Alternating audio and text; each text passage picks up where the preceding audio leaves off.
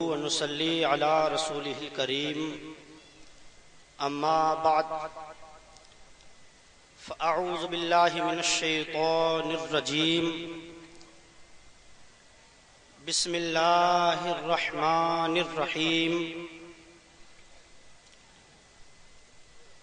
إن الله يحب التوابين ويحب المتطهرين سبحان اللہ. آمنت بالله صدق الله مولانا العظيم وبلغنا رسوله النبي الأمين الكريم ونحن على ذلك لمن الشاهدين والشاكرين والحمد لله رب العالمين. سبحان اللہ. غوث اعظم بمنے بے سرو ساما مددے قبلے دی مددے کعبے ایما مددے سبحان اللہ. بگردابے بلا افتاد کشتی مدد کن یا معین الدین چشتی. سبحان اللہ. قادریم نعرے غوث اعظم می زنم زمزہ شیخ احمد رضا خاں قطب عالم می زنم. سبحان اللہ. پورا مجمع محبت کے ساتھ کہے آمین. آمین. سب سے پہلے ہم اور آپ مل کر ساری کائنات کے مرکز عقیدت گنبد خضرا میں آرام فرمانے والے آقا بے کسوں کے کس بے بسوں کے بس دونوں عالم کے مالک و مختار سید ابرار و اخیار حضور احمد مجتبی محمد مصطفیٰ صلی اللہ تعالی علیہ وسلم کی بارگاہ میں ہدیہ درود و سلام پیش کریں. پڑھیں بآواز بلند اللہ رب محمد صلی اللہ علیہ وسلم نحن عباد محمد صلی اللہ علیہ وسلم صلاۃ و سلاما علیک یا رسول اللہ یا حبیب اللہ صلی اللہ تعالی علیہ وسلم. یہ جتنے بھائی اٹھ کر کے جا رہے ہیں یا تو یہ جلسے کو خراب کرنے کے لیے آئے ہیں یا ان کا کوئی دوسرا مقصد ہے.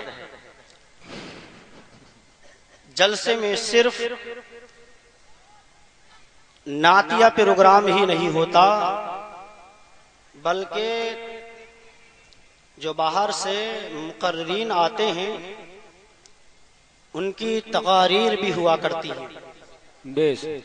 اور حضرات یہ جلسے اسی بنیاد پر سجائے جاتے ہیں تاکہ جو دن کے اجالے میں مدرسوں میں نہیں پہنچ پاتے وہ رات میں ان جلسوں میں آ کر کے کچھ حاصل کریں. بے شک بے شک بے شک. لیکن اب ہم دیکھتے ہیں تو معلوم ہوتا ہے اور پتہ لگتا ہے کہ جلسے صرف یہ اپنے آنند کے لیے منائے جاتے ہیں. جب تک نعت خوانی کا دور چلتا ہے سامعین بہت متوجہ ہو کر کے بیٹھتے ہیں. اور حضرات یہ ہماری بستی ہے، میں اس بات کی شکایت نہیں کر رہا ہوں، لیکن ہمارے جو باہر سے مہمان آئے ہیں جو کرناٹک سے چل کے آپ کے فریدہ پور چودھری میں تشریف لائے ان کا خطاب آپ کو سننا ہے. ایسا نہ ہو کہ وہ یہاں آئے اور مجمع یکے بعد دیگرے اٹھتا چلا جائے اور چند ہی سامعین یہاں پر رہیں. ایسا نہیں ہونا چاہیے. حضرات یہ جلسے دینی جلسے ہوا کرتے ہیں. ان جلسوں میں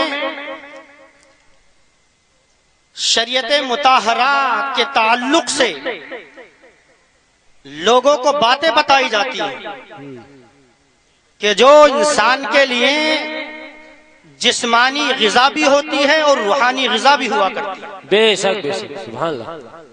لیکن تعجب ہے، افسوس کہ مجمع ایک دم اٹھنے لگتا ہے. حضرات چند لمحوں کے لیے آپ کے سامنے حاضر ہوں، پھر آپ کو شاعر اسلام الحاج عثمان رضا ہارونی کو سننا ہے. ایک شعر ملاحظہ فرمائے. اعلی حضرت مجدد دین و ملت الشاہ امام محمد رضا خان علیہ الرحمت و رضوان ارشاد فرماتے ہیں، رخ دن ہے یا مہر سما.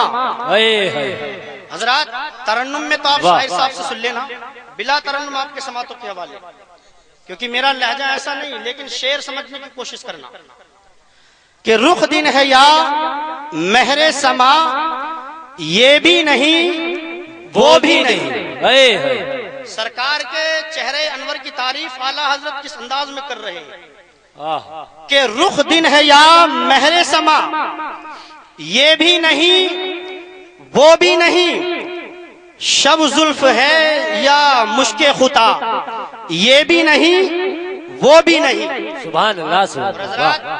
اعلی حضرت اپنی قوم کو بیدار کرتے ہوئے کیا فرماتے ہیں؟ اور اعلی حضرت نے پوری زندگی اپنی قوم کو بیدار کیا ہے، لیکن ہماری قوم اعلی حضرت کے پیغام کو پڑھنے سے قاصر ہے. اگر اس نے اعلی حضرت کے پیغام کو پڑھا ہوتا تو قسم ہے رب کعبہ کی آج کوئی ہمارا مقابلہ نہ کرتا.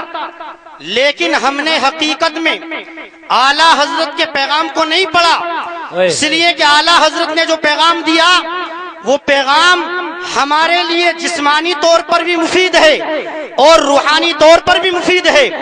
جو اعلی حضرت کا ہو گیا سمجھو دنیا میں کوئی اس کا بال بیکا نہیں کر سکتا. بے شک بے شک. اعلی حضرت اپنی قوم کو بیدار کرتے ہیں، ارشاد فرماتے ہیں، دن لہو میں کھونا تجھے، شب صبح تک سونا تجھے. دن لہو میں کھونا تجھے، شب صبح تک سونا تجھے، شرم نبی خوف خدا، یہ بھی نہیں وہ بھی نہیں. واہ واہ کیا بات. دن ہمارا کھیل کود میں گزر جاتا ہے، ہم اپنا پورا دن اسی طریقے سے برباد کر دیتے ہیں. ہمیں معلوم نہیں ہوتا کہ ہم دن میں کیا کام کر رہے ہیں، ہمیں کسی بات کا احساس نہیں، ہمیں کسی بات کا خیال نہیں. اور رات ہوتی ہے تو عشاء کی نماز نہ پڑھے بغیر ہم بستر پر لیٹ جاتے ہیں. کھانا کھایا، لیٹ گئے، بستر پر آرام کرنے لگے. صبح میں جب اٹھے تو اس وقت ہماری آنکھ کھلی جبکہ سورج نکل آیا. حضرات اعلی حضرت یہی تو فرماتے ہیں کہ تم اپنے آپ کو نبی کا امتی کہتے ہو، اپنے آپ کو نبی کا غلام کہتے ہو، اپنے آپ کو نبی کا عاشق کہتے ہو. اگر نبی کے عاشق ہوتے، نبی کے غلام ہوتے، نبی کے چاہنے والے ہوتے تو آقا نے فرمایا ہے کہ میری آنکھوں کی ٹھنڈک نماز میں ہے. تو عاشق اپنے نبی کی آنکھوں کو ٹھنڈک پہنچانے کے لیے فجر کی نماز بھی پڑھتا، ظہر کی نماز بھی پڑھتا، عصر کی نماز بھی پڑھتا، مغرب کی نماز بھی پڑھتا، عشاء کی نماز بھی پڑھتا. لیکن ہم صرف زبان سے دعویٰ کرتے ہیں.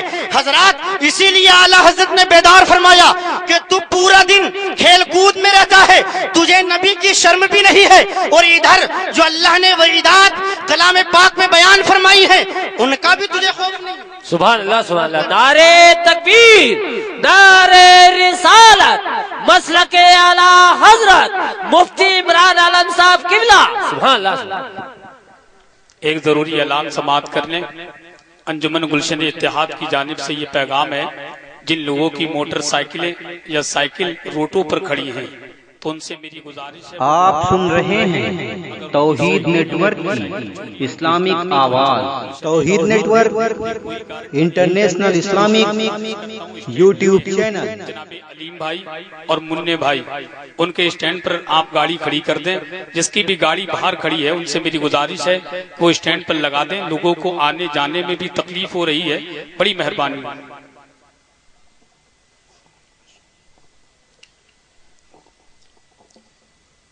ایک بار محبت کے ساتھ درود پاک پڑھیں. اللہ رب محمد صلی اللہ علیہ وسلم نحن بعد محمد صلی اللہ علیہ وسلم صلاۃ علیک یا رسول اللہ صلی اللہ علیہ وسلم صلاۃ و سلام علیک یا رسول اللہ صلی اللہ. حضرات، رب تبارک و تعالی کلام پاک میں ارشاد فرماتا ہے ان اللہ یحب التوابین و یحب المتطہرین، کہ بے شک اللہ بہت توبہ کرنے والوں کو پسند فرماتا ہے اور خوب خوب پاکی کرنے والوں کو پسند فرماتا ہے. حضرات، یہ اللہ نے ساری کائنات کو پیدا کیا، کس لیے پیدا کیا؟ آسمان کا شامیانہ بنایا، یہ صرف ہمارے لیے بنایا گیا. یہ زمین کا بچھونا بچھایا گیا، کس لیے؟ صرف ہمارے لیے. یہ آسمان میں تارے ستارے جگمگائے، یہ سورج اگایا، یہ چاند لگایا، یہ کس لیے لگایا؟ سب ہمارے لیے اللہ نے پیدا کیے. حضرات، یہ کس لیے پیدا کیے گئے؟ سب ہمارے لیے اللہ نے پیدا فرمائے. اس لیے کہ رب تبارک و تعالی ان ساری چیزوں سے بے نیاز ہے. اسے نہ چاند کی حاجت ہے، اسے نہ ستاروں کی حاجت ہے، اسے نہ زمین کی حاجت ہے، اسے نہ آسمان کی حاجت ہے. اگر حاجت ہے تو ہمیں حاجت ہے. اگر ہمیں زمین کی حاجت ہے تو اس لیے کہ اس پہ ہمیں گھر بنانے کی ضرورت پڑی ہے. اگر ہمیں آسمان کی حاجت ہے تو اس بنیاد پر کہ اللہ نے یہ شامیانہ لگا کر اس میں سورج کو پیدا فرمایا تاکہ سورج میرے بندوں کو روشنی دے. آسمان میں چاند لگایا تاکہ اس چاند ہمارے میرے بندوں کو چاندنی دیتا رہے. سب چیزیں اللہ نے آپ کے لیے پیدا کی. حضرات، لیکن یہ انسان کس لیے بنایا ہے؟ اللہ نے کس لیے انسان کو پیدا کیا؟ حضرات، اللہ نے 3 مخلوق ایسی پیدا فرمائی ہے کہ جن کا ہم جائزہ لیتے ہیں تو بات اچھی طریقے سے عیا ہو جاتی ہے. حضرات، نہ ہم فرشتے ہیں، اس لیے کہ فرشتہ ایسی مخلوق ہے کہ جو گناہوں سے پاک ہے. اس کی فطرت میں اللہ نے معصومیت کو رکھا ہے، بے گناہ اس کو پیدا کیا ہے. تو ہم انسان، ہم فرشتے بھی نہیں کہ جو گناہوں سے پاک ہو جائیں، ہم معصوم ہو جائیں، بے گناہ ہو جائیں. اور نہ ہی ہم نسل شیطانی سے ہیں کہ جس نے پوری دنیا کے اندر گناہ کو پھیلا رکھا ہے. اس لیے کہ اللہ نے اس کے اندر گمراہیت کو رکھا ہے، وہ لوگوں کو گمراہ کرتا رہتا ہے. اس کی فطرت میں یہ ہے کہ لوگوں کو گمراہ کرتا ہے، خود بھی گمراہ ہے. حضرات، لیکن ہم نسل شیطانی سے نہیں. آخر کس سے ہیں؟ تو ہمیں ہے نسل اولاد سے، نسل آدم سے ہیں، اولاد آدم سے ہیں. اور اولاد آدم کا تقاضا یہ ہے کہ وہ گناہ بھی کرتا ہے، نیک کام بھی کیا کرتا ہے. لیکن جب وہ گناہ کرتا ہے تو اللہ کی بارگاہ میں اگر اپنے گناہوں سے پشیماں شرمندہ ہونے کے بعد گناہوں سے توبہ کرتا ہے تو رب ایسا غفار ہے کہ گناہ تو کر لیا لیکن اپنے بندے کو معاف فرماتا ہے. اتنا کریم ہے وہ پروردگار، اتنا غفار ہے وہ پروردگار، ایسا رحیم و رحمان ہے وہ پروردگار کہ بندہ گناہ کرتا ہے لیکن جب اس کی بارگاہ میں شرمندہ ہو کر توبہ کرتا ہے تو اللہ تعالیٰ اس کے گناہوں کو معاف کر دیا کرتا ہے. لیکن عجیب ہے یہ مخلوق کہ جب اللہ کی فرما برداری کرنے پر آتی ہے، اللہ کے حکم پر عمل کرنے کے لیے تیار ہوتی ہے تو ایسے عمل کرتی ہے کہ فرشتے بھی رشک کیا کرتے ہیں. لیکن جب یہ مخلوق، یہ انسان جب گناہ کرتی ہے، رب کی نافرمانی کرتی ہے تو ایسے ایسے کام کرتی ہے جو تقاضے بشریت کے خلاف ہے، جسے دیکھ کر کے شیطان بھی شرما جایا کرتا ہے. لیکن حضرات یاد رکھنا، اس دنیا کے اندر اللہ نے بے شمار مخلوق پیدا کی. مشرک بھی پیدا کیے، منافق بھی اس دنیا میں ہے، بد مذہب بھی اس دنیا میں ہے، مسلمان بھی اس دنیا میں ہے، شیعہ بھی اس دنیا میں ہے، خارجی بھی اس دنیا میں ہے. سب کو اللہ نے پیدا فرمایا ہے. لیکن یاد رکھنا، اللہ کا مقرب بندہ وہی ہوا ہے کہ جس نے اپنے گزشتہ گناہوں سے، اپنے گزشتہ گناہوں سے سچے دل سے توبہ کر کے رب کی بارگاہ میں کہا کہ مولا میں اپنے گناہوں سے توبہ کرتا ہوں، تو مجھے معاف فرما دے. حضرات، جب انسان اللہ کی بارگاہ میں توبہ کر لیتا ہے تو اللہ تبارک و تعالی اس کو ایسا قرب دیتا ہے کہ اگر وہ بولا کرتا ہے تو بولنا اس کا ہوتا ہے لیکن زبان خدا کی ہوا کرتی ہے، سنتا وہ ہے لیکن کان خدا کا ہوا کرتا ہے، دیکھتا وہ ہے لیکن آنکھ اللہ کی ہوا کرتی ہے. معلوم ہوا کہ جو اپنے گناہوں سے توبہ کر کے رب کی بارگاہ میں رجوع کرتا ہے تو اللہ تعالیٰ اسے پستی سے اٹھا کر کے بلندیوں کی بلندی پر کھڑا کر دیا کرتا ہے. نعرے تکبیر، نعرے رسالت، مسلک اعلی حضرت، جلسہ نوری، مفتی عمران عالم صاحب قبلہ. سبحان اللہ.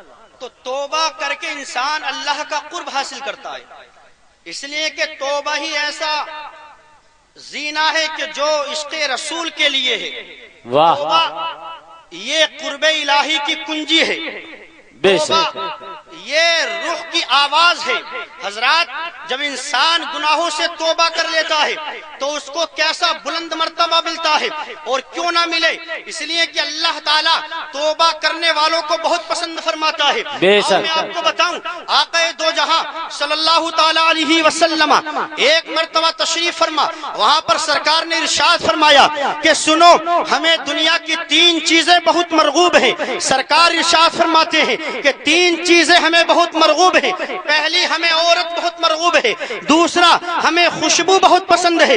تیسری بات سرکار نے فرمائی کہ ہمیں نماز بہت پسند ہے۔ حضرات وہیں پر حضرت ابوبکر صدیق تشریف فرما تھے، عرض کرنے لگے آقا ہمیں بھی دنیا کی 3 چیزیں بہت پسند ہے۔ عرض کی آقا سب سے پہلی چیز، مجھے آپ کی بارگاہ میں ہر وقت حاضری دینا بہت پسند ہے، اور آقا اپنا مال اور اپنی جان آپ کے نام پر قربان کرنا بہت پسند ہے، اور ہر وقت آقا آپ کا دیدار کرتے رہنا پسند ہے۔ حضرات جب حضرت ابوبکر صدیق نے سرکار کی بارگاہ میں ایسا محبت کا اظہار کیا تو اللہ نے محبت رسول کی بنیاد پر وہ انعام عطا فرمایا کہ جب تک دنیا میں حضرت ابوبکر صدیق رہے تو سرکار کے ساتھ رہے، سفر میں مصطفیٰ کے ساتھ رہے، حضر میں مصطفیٰ کے ساتھ رہے، مدینے کے دیار میں مصطفیٰ کے ساتھ رہے، اور غار میں ہجرت کی رات غار میں مصطفیٰ کے ساتھ رہے، اور اسی محبت کا صلہ ہے کہ آج بھی مزار میں مصطفیٰ کے ساتھ۔ سبحان اللہ، سبحان اللہ، کیا کہتے، واہ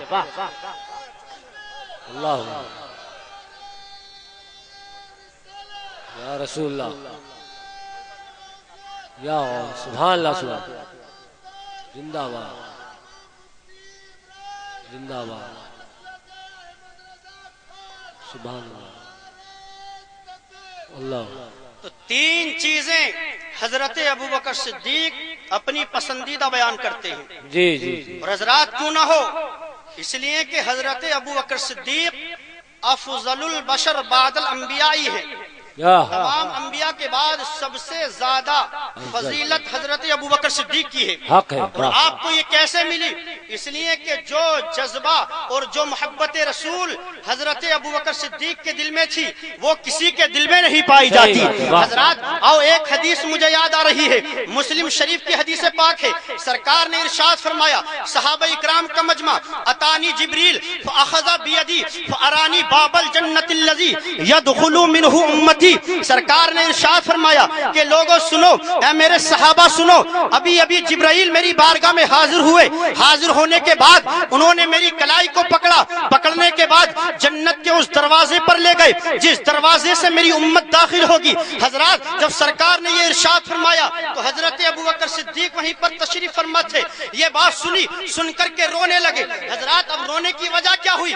آج اگر مجمع میں کوئی رونے لگے اس سے سبب پوچھا جائے تو زیادہ سے زیادہ کہہ سکتا ہے کہ میں اپنے گناہوں پر پشیماں ہوں، شرمندہ ہوں، مجھے اپنے گناہوں سے شرم آتی ہے۔ لیکن حضرت ابوبکر صدیق جب روتے ہیں سرکار نے ارشاد فرمایا، اے ابوبکر کیوں رو رہے ہو؟ کس وجہ سے رو رہے ہو؟ کس چیز نے تم کو رلایا ہے؟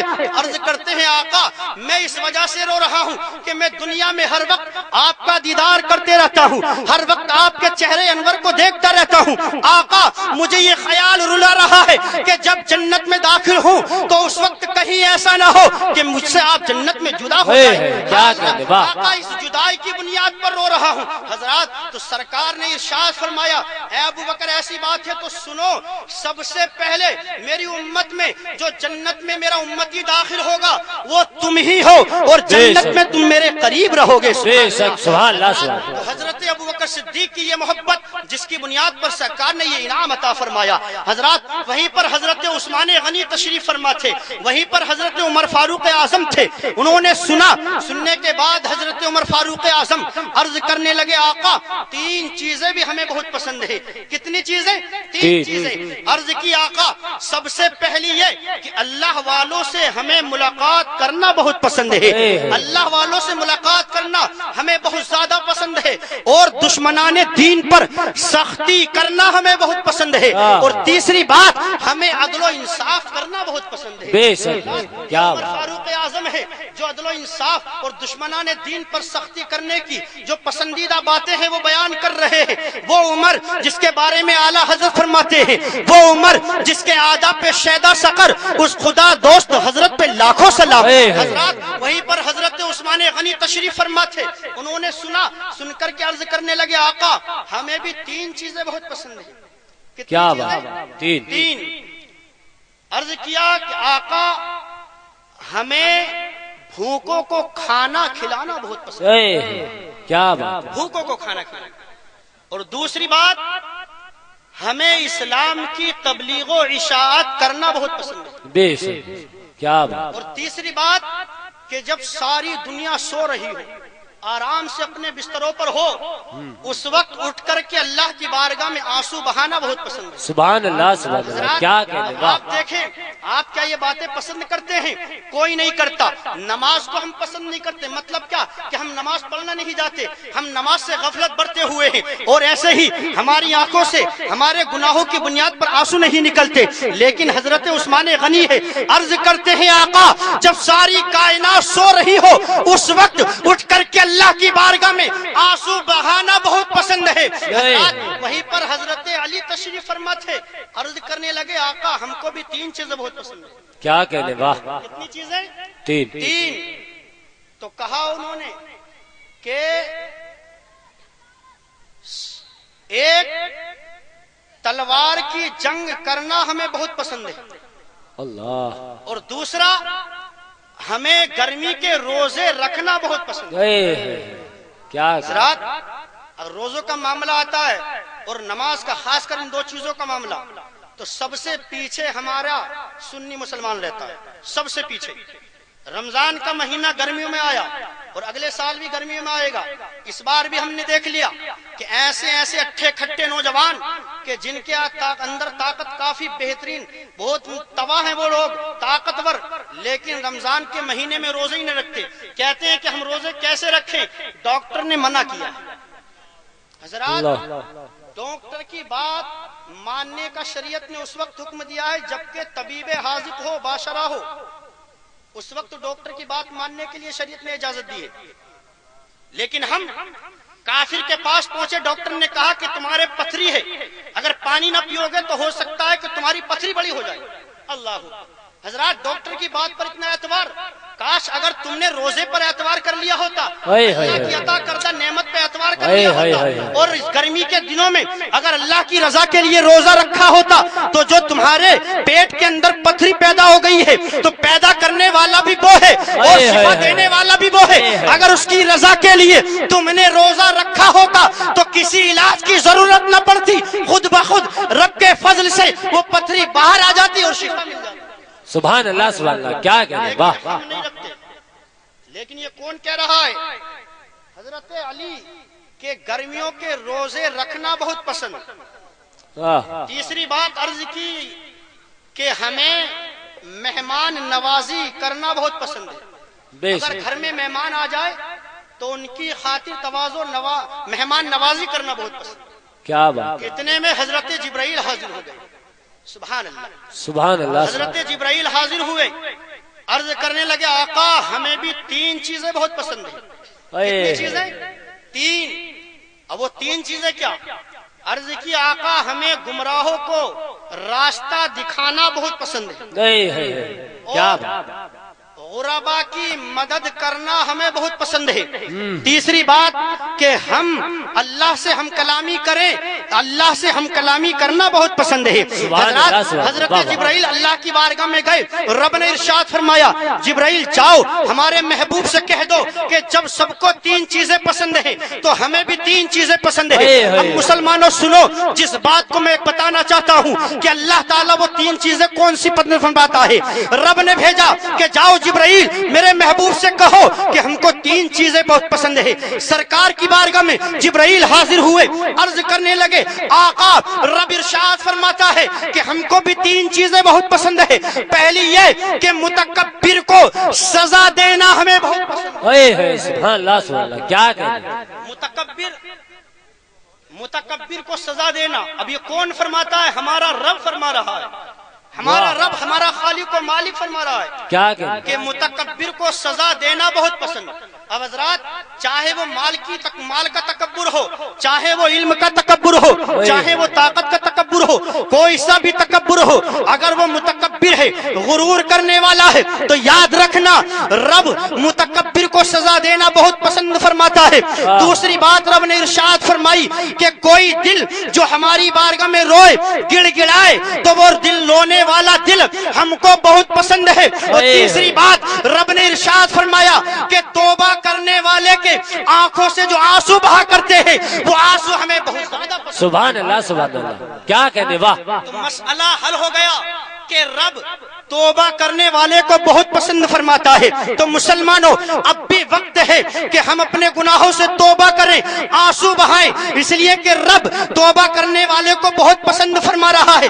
وقت معلوم نہیں کہ موت کب آ جائے، اس سے پہلے اپنے گناہوں سے توبہ کر لو، اس لیے کہ رب توبہ کرنے والوں کو بے شک بے شک بے شک، اس لیے رب نے فرمایا ان اللہ یحب التوابین ویحب المتطہرین، کہ بے شک اللہ تعالیٰ توبہ کرنے والوں کو بہت پسند فرماتا ہے۔ بے شک۔ اور دیگر مقامات پر رب نے اس طریقے سے ارشاد فرمایا جس سے واضح ہوتا ہے کہ توبہ اللہ کی بارگاہ میں کرتے رہنا چاہیے۔